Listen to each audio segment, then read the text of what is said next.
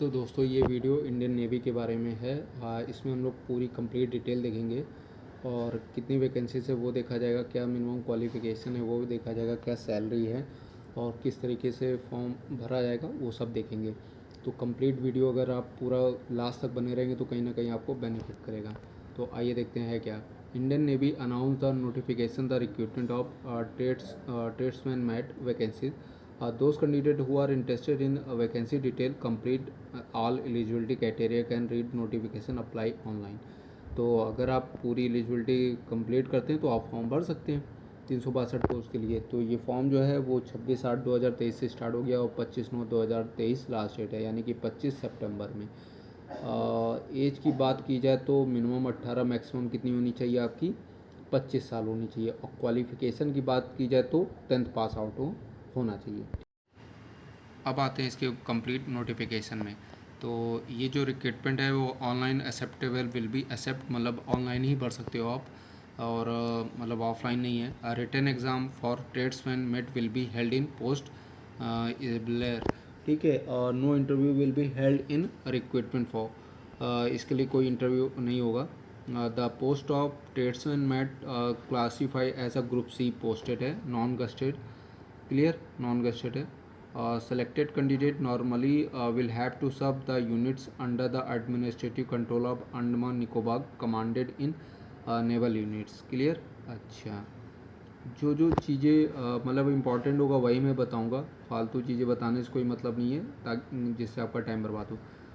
Tradesman met की बात की जाए तो इसमें आपका जो सैलरी लेवल 1 होगा ग्रुप सी की 18,000 से लेकर 56,900 तक का जाएगा, क्लियर। अच्छा, अब बात करते हैं कि दो तरह के ट्रेड्समैन मेट और इसमें क्या है कि पोस्टें की बात की जाए तो यूआर की टोटल जो है 362 है, क्यों फर्जी में ज़्यादा बढ़ाएं।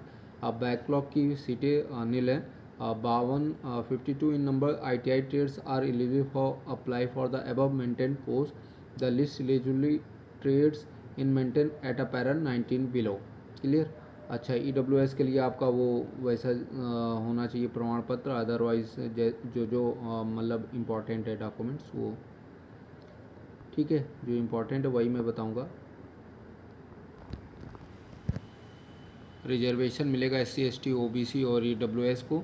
SC ST OBC को एज में भी छूट मिलेगी, EWS को एज में नहीं छूट मिलेगी, क्लियर। एज आपकी बताई दी 18 से 25 में। Essential qualification 10th pass out होनी चाहिए, क्लियर है। नेचर ऑफ ड्यूटी और जॉब प्रोफाइल, प्रोफाइल क्या होगा, ठीक है। Working in production of maintenance shop and ship submarine, general cleanliness upkeep in the section units, caring files and other paper with in office area, photo copying, sending, receiving of fax, other non clerical work in section और assisting the routine of office work like diary, dispatch etcetera, ठीक है। Watch and ward duty, opening and closing duties, cleaning of building fixture, dusting of furniture, मतलब ETC, upkeeps of parks, lawns and potted plants etcetera, any other work assigned by superior authority, मतलब जो आपके ऊपर अधिकारी होगा वो decide कर लेगा, ठीक है। अच्छा, एज की बात बताई दी है, SC ST होंगे तो 5 साल, OBC 3 साल छूट मिलेगी, क्लियर। अच्छा, एक्स सर्विस मैन और वो 40 साल वाला, ठीक है। मोड ऑफ सिलेक्शन, कैसे सिलेक्शन होगा तो स्क्रीनिंग ऑफ अप्लीकेशन होगा, way the number of application received too large matriculation education qualification proportion to the vacancies and not convenient administrative 1:5 मतलब रेशियो रहेगा, ठीक है। अच्छा, स्कीम ऑफ रिटन एग्ज़ाम, अगर आप फॉर्म भर रहे तो क्या सिलेबस है, ठीक है। तो आइए सिलेबस देखते हैं। तो ऑल शॉर्ट मतलब short list eligible candidate have to appear written examination, objective type question based on essential qualification maintenance, duration 2 hours का रहेगा, हिंदी इंग्लिश माध्यम दोनों होगा। जनरल इंटेलिजेंस एंड रीजनिंग, ये हिंदी इंग्लिश दोनों में रहेगा। General English and comprehension 25 marks का, ये सिर्फ इंग्लिश में होगा। मैथ्स की बात की जाए तो 25 क्वेश्चन हिंदी इंग्लिश दोनों में होगा। जनरल अवेयरनेस की बात की जाए तो हिंदी इंग्लिश दोनों में रहेगा 25 क्वेश्चन, टोटल 100 मार्क्स का होगा। ठीक है।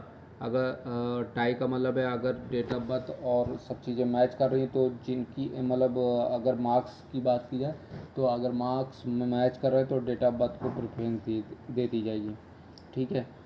जनरल सिलेबस क्या है तो जनरल इंटेलिजेंस एंड रीजनिंग के लिए मतलब क्या है, operation series, odd and out, logic, Venn diagram, analogy, word based problems etcetera. ठीक है। कोडिंग डिकोडिंग भी पूछा जाएगा। जनरल इंग्लिश की बात की जाए तो English language, the test will also assess vocabulary, grammar, sentence structure, synonym, antonyms और कॉम्प्रिहेंशन।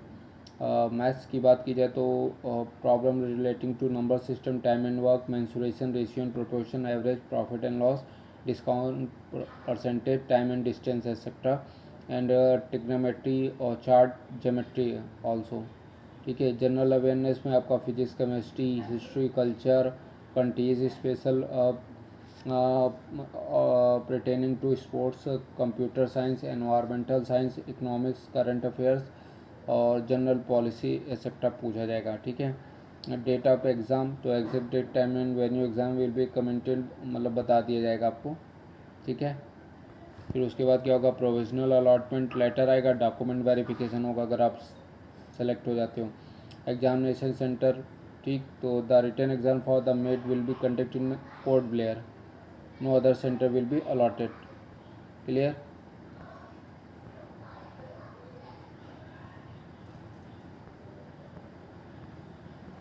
और जो इम्पोर्टेंट है आपका फ़ोटो साइज होना चाहिए 20 से 25 KB में, और स्तंभ जो होना चाहिए 10 से 20 KB में।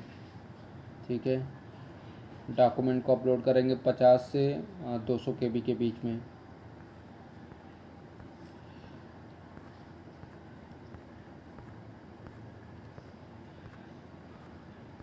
ताकि कोई ऐसा इम्पोर्टेंट चीज़ नहीं मतलब चीज़ नहीं रही जो मैंने ना बताया हो। बाकी आप अगर कोई डाउट भी होगा तो वो आप मेरे से पूछ सकते हैं और सभी क्वेश्चन का मैं आंसर दूंगा।